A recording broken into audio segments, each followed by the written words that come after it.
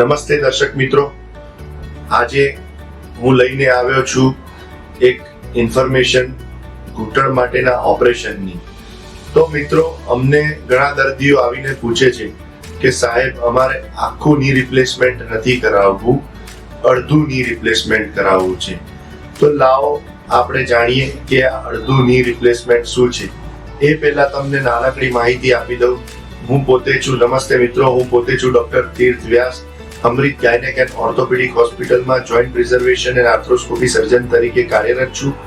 અને મિત્રો, અડધું ની રિપ્લેસમેન્ટની જો આપણે વાત કરીએ તો પહેલા આપણે આ મોડલના માધ્યમથી આપણે સમજવાનો પ્રયત્ન કરીશું કે આપણો જે ની જોઈન્ટ છે એમાં 3 કમ્પાર્ટમેન્ટ આવેલા છે. આને કહેવાય છે મીડિયલ જોઈન્ટ, આને કહેવાય છે લેટરલ જોઈન્ટ, અને આ અને આની વચ્ચે જે આવે છે એને કહેવાય પટેલો ફીમોરલ જોઈન્ટ.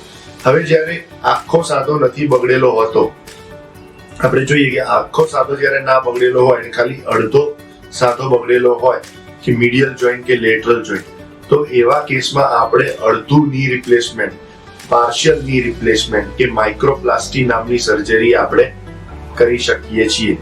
હવે પાર્શિયલ ની રિપ્લેસમેન્ટ જે કહેવાય એનો ફાયદો શું છે? તો એમાં રોલબેક ફિનોમિના ઇન્ટેક્ટ રહે છે, એટલે કે આપણને નેચરલ સાંધાની ફિલિંગ આવતી હોય અને બીજા દિવસથી આ ઓપરેશન પછી આપણે બીજા દિવસથી ચાલી શકીએ છીએ અને ઘૂંટણ વાળવાની ઓલમોસ્ટ 90 ડિગ્રી જેટલો ઘૂંટણ આપણે બીજા દિવસથી વાળી શકીએ છીએ અને આના ઘણા બધા ફાયદા પણ છે. પણ આ અમુક જ પેશન્ટ્સમાં ઇન્ડિકેટેડ હોય છે. આપણે માઇક્રોપ્લાસ્ટી દ્વારા અડધું ની રિપ્લેસમેન્ટ કરીને પણ આખું જીવન નોર્મલ નેચરલ નીની ફિલિંગ સાથે આપણે જીવન જીવી શકીએ છીએ.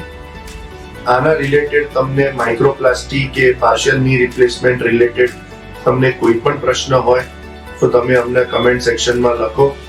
અમે આવનારા વિડીયોમાં તમારા પ્રશ્નને પૂરેપૂરો જવાબ આપવાનો પ્રયત્ન કરીશું. નમસ્તે.